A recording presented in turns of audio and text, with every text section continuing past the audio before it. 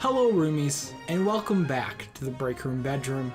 It is I, Logan Welliver, here to fill you in on the latest for the Nintendo Switch. This is the Book of Unwritten Tales 2 for the Nintendo Switch. In the tradition of many great point-and-click adventures throughout the history of video games, the Book of Unwritten Tales 2 snuggles up to the formulas of the past for what turned out to be a pleasant puzzle experience that emphasizes story, zany characters, jokes, and fantasy references above all else. Unwritten Tales 2 is a collection of interweaving narratives from different perspectives. The story focuses on the actions of 4 playable characters. Nate, a human and treasure seeker who gets himself into quite a bit of trouble. Ivo, an elf princess whose adventure begins as she struggles with her new magical pregnancy and against her mother's wishes to marry her off to an elf prince, Lalios.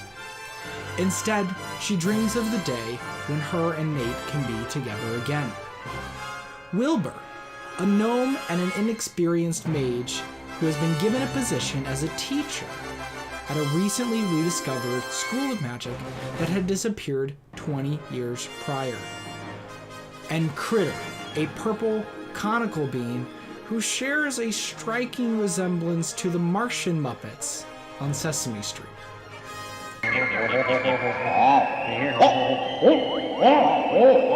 Working together in the land of Aventasia to discover the cause of transformation occurring throughout the kingdom, described as an epidemic. The story plays out primarily within the gameplay as you control each of these 4 characters, exploring the world and solving various problems, meeting people, and having plenty of full voice-acted commentary along the way. Sometimes conversations can overstay their welcome, but given that much of the conversation is optional world or character building material, I can hardly call it a gripe. From the moment I hit the menu screen, horns started blaring my way. Triumphant and joyous, set forth on a new adventure, they said.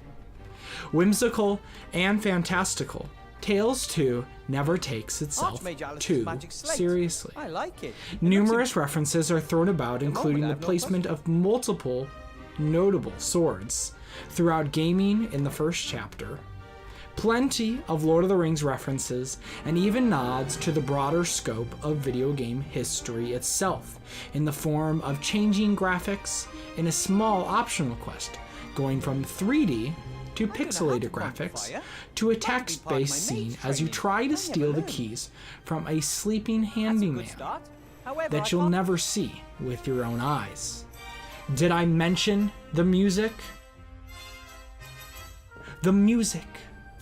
From smaller, dainty arrangements that give off a real carefree mood to larger ensembles filling the air with a sense of adventure, providing an appropriate musical track to whatever might be happening on your 2,073,600 pixels.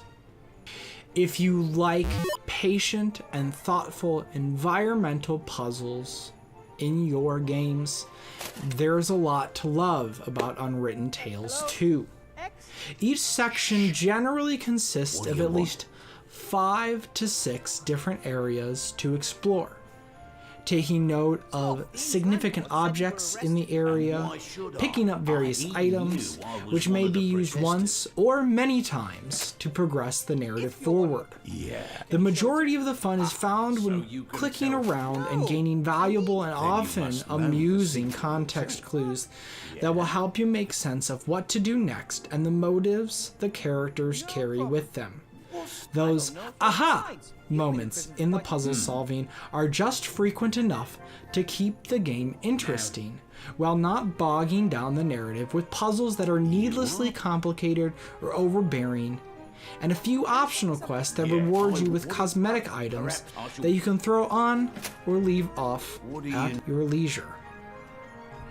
A more controller-friendly point-and-click interface is an appropriate approach given the lack of a keyboard and mouse interface, but does leave the game feeling a bit more sluggish than I'd like. But that's more of a minor personal nitpick at worst and didn't stop me from engrossing myself in the world. Book of Unwritten Tales 2 is par for the course as far as presentation goes in point-and-click adventure games, though in this case that's an esteemed compliment. Most notably, each scene features a unique and compelling landscape. The camera placement is both picturesque and encompasses all important set pieces.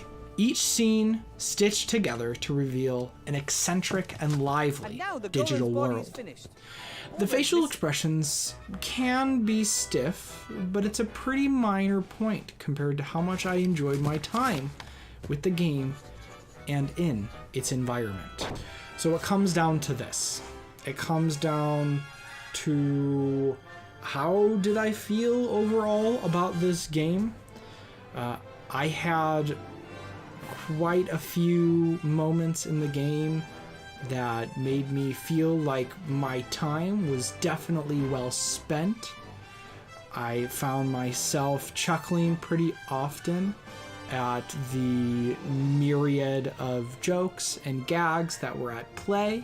At $30 and 20 hours of gameplay, if you're measuring it on a scale of how much gameplay you're getting per dollar, it's certainly worth your time. The other question is who is going to enjoy a game like this? I can see people who really appreciate a slow burn in their games. Someone who doesn't mind that the narrative isn't moving too quickly, and also knowing that it's only a 20-hour commitment. Those who are giddy for video game and fantasy references and the occasional chuckle. It's for those who are really into adventure games of any sort, really.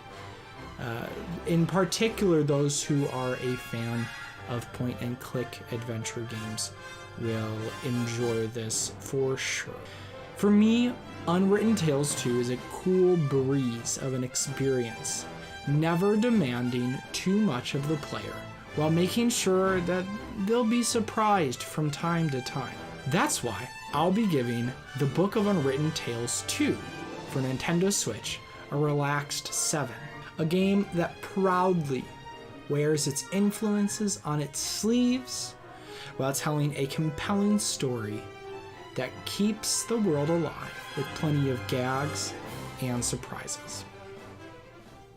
It's certainly worth your time. This has been Logan Welliver with The Break Room. And as always, don't break your backs, break in the games. But for now, break time's over.